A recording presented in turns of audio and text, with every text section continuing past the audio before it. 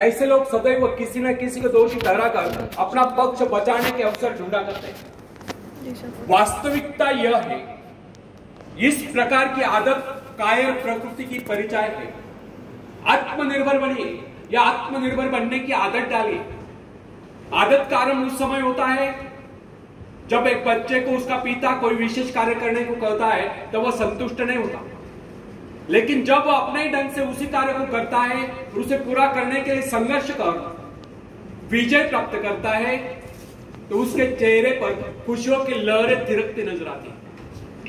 इस प्रकार की विजय की भावना उस बालक को शक्तिशाली बनने का एहसास दिलाती है।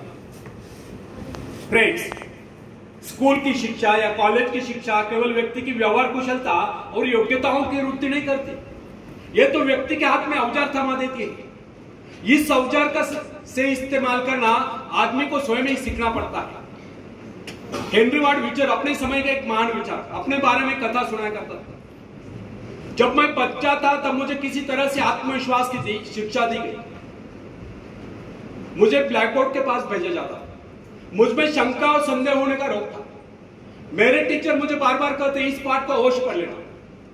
उनके स्वर में काफी क्रोध हुआ करता था। उनका यही कहना था कि हमें केवल प्रश्नों के उत्तर चाहिए। यद्यपि उन शिक्षकों का यह व्यवहार कठोर ही प्रतीत होता था, किंतु इतने सारे बच्चों को सीधी राह पर लाने के लिए उनका यह व्यवहार उचित ही था। और इस व्यवहार का ही नतीजा था कि 1 मास से भी कम समय में विद इन ए मंथ मैं उन सभी सवालों के जवाब निकलने लगा जो मुझे सबसे कठिन लगता था। एक दिन मुझे ब्लैक बोर्ड पर एक सवाल हल करने को कहा।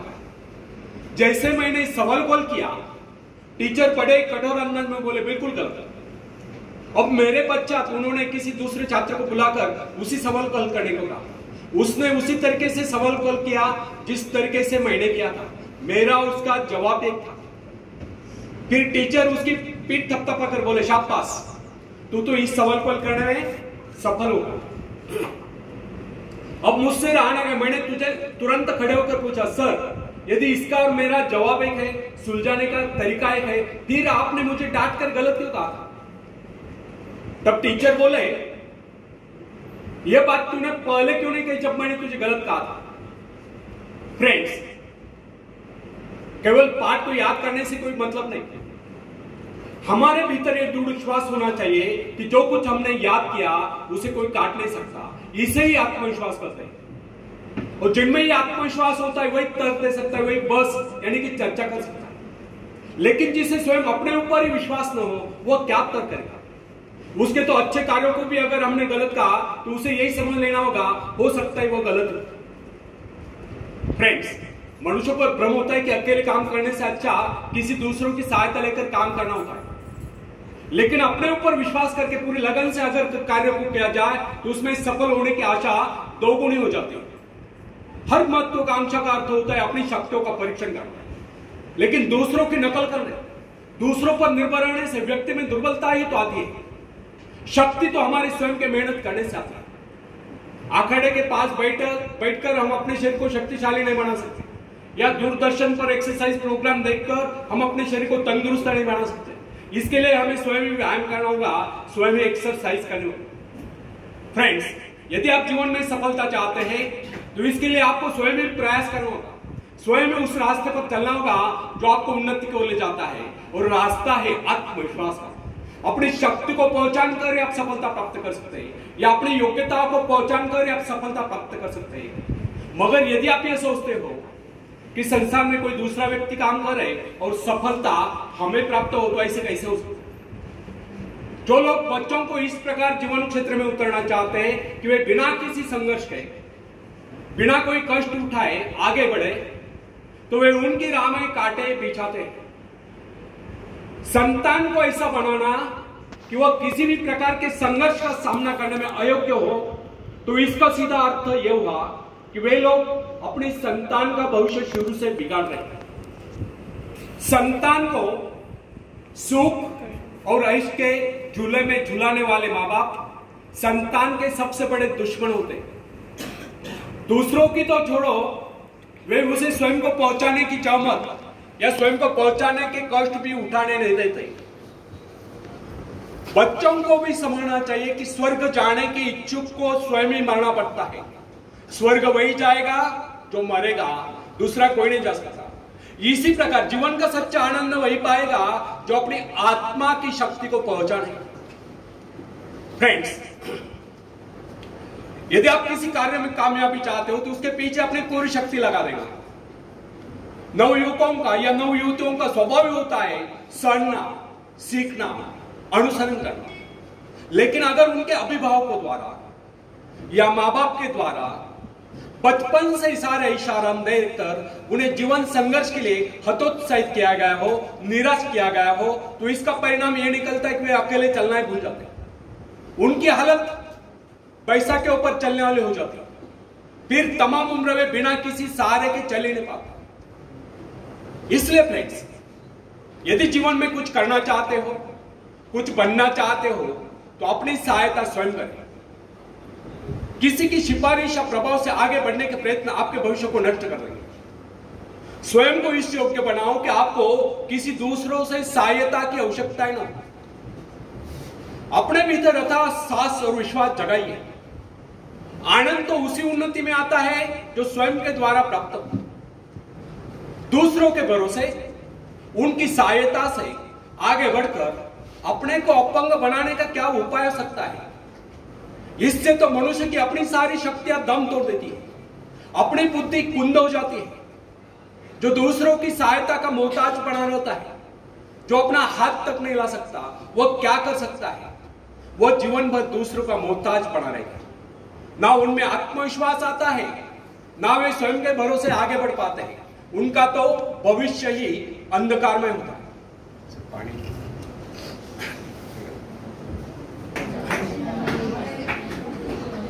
उठा धनुष तू प्रहार कर, उठा धनुष तू प्रहार कर, तू सबसे पहली वार कर।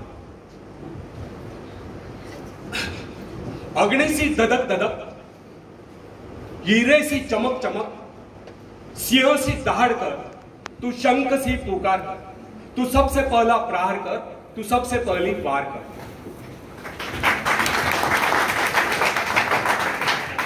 रुके न तू, थके न तू, झुके न तू, थमे न तू। रुके न तू, थके न तू, झुके न तू, थमे न तू। तू सबसे पहला प्रहार कर, तू सबसे पहली वार कर। जीवन की भूल भुलैया में तू सही रास्ते का इंतजार कर। जीवन की भूल भुलैया में तू सही रास्ते का इंतजार कर। जीवन की इस लड़ाई में अपने मन के विचारों से प्रहार कर। स्थिति कैसी भी गंभीर हो, स्थिति कैसी भी गंभीर हो, रास्ते कैसे भी खतरनाक हो, तू अपने हौसलों की उड़ान से अपनी मुश्किलों पर प्रहार कर। तू सबसे पहला प्रहार कर, तू सबसे पहली वार कर।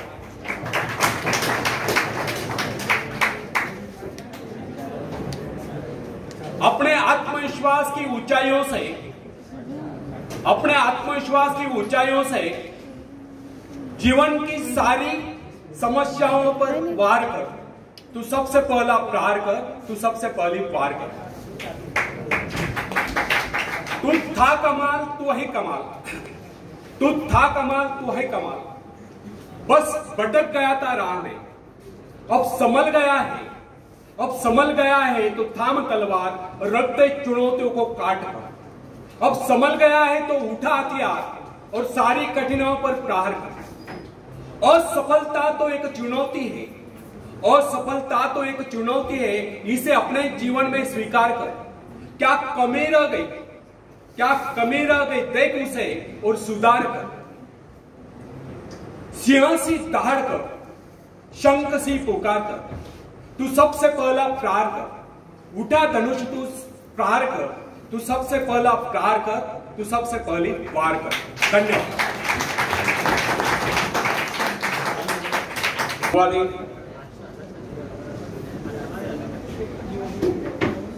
नाही माहिती, लोकांनाच माहिती नाही युवा दिन कधी सांगतो। विवेकानंदांची जयंती कधी असते? 12 जानेवारी। आणि तोच युवा दिन असतो, तोच राष्ट्रमाता राजमाता जिजाऊ मासाहेबांची पण जयंती असते। तर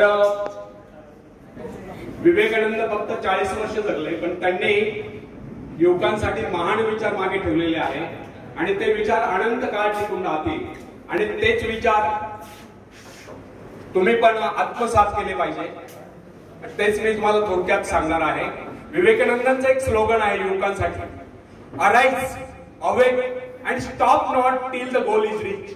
उठा, जागे व्हा आणि तोपर्यंत थांबू नका जोपर्यंत तुम्ही तुमचं ध्येय गाठत नाही. अथक परिश्रम करा, मेहनत करा आणि आपलं लक्ष्य हासिल करा. विवेकानंदांनी हे पण सांगितलं आहे की हे विश्व एक व्यायामशाळा आहे आणि आपण सर्व इथे कशासाठी आलो आहोत? व्यायाम करण्यासाठी. अर्थात त्यांचा सांगण्याचा उद्देश आहे की आपण सर्वांना मल्ल व्हायचंय. विवेकानंदांचा सांगण्याचा अर्थ हा आहे की हे विश्व ही एक व्यायामशाळा आहे आणि आपण इथे व्यायाम करण्यासाठी आलो आहोत. आपल्याला शारीरिक, मानसिक आणि बौद्धिक दृष्ट्या सक्षम व्हायचं आहे. मग शारीरिक दृष्ट्या सक्षम होण्यासाठी काय केलं पाहिजे? जिमलाच गेलं पाहिजे का? सलमान खान सारखं नाही. ज्यांच्याकडे पैसे असेल ते जिमला जाऊ शकता, स्विमिंग क्लास जाऊ शकता, करा. पण सर्वसामान्य व्यक्तीसाठी जिथं एक काळ 2 वेळची जेवणाची भ्रांत असायची, आता सर बोलले मला आठवतात लहानपणचे दिवस, जिथे 2 वेळचं जेवण मिळत नसायचं तिथे स्विमिंग क्लास कुठे लावणार आणि जिम कुठे लावणार. तर मी सर्वांना हे सांगतोय,